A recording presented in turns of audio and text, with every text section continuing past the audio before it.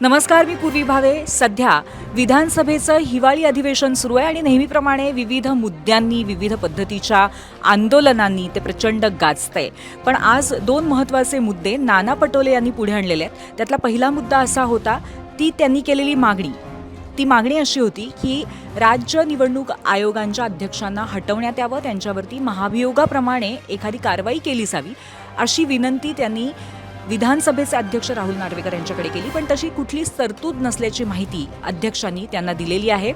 त्याशिवाय दुसरी महत्त्वाची घटना म्हणजे आज पुन्हा एकदा सभागृहात लाडकी बहीण गाजलेली आहे आणि त्या अनुषंगाने सुद्धा नाना पटोलेंनी नक्की काय म्हटलंय, काय पद्धतीचा दावा केलाय, यावर आज आपण चर्चा करणार आहोत आणि याच दोन मुद्द्यांवरती आधारित आमचे प्रश्न सुद्धा आहेत. या व्यतिरिक्त आज विधानसभेमध्ये नक्की काय काय घडलं, कोणकोणते मुद्दे गाजले, कोणकोणत्या नेत्याने काय काय प्रश्न उपस्थित केले, यावरही चर्चा करूया. भेटूया रात्री 8 वाजता 0 आवरमध्ये.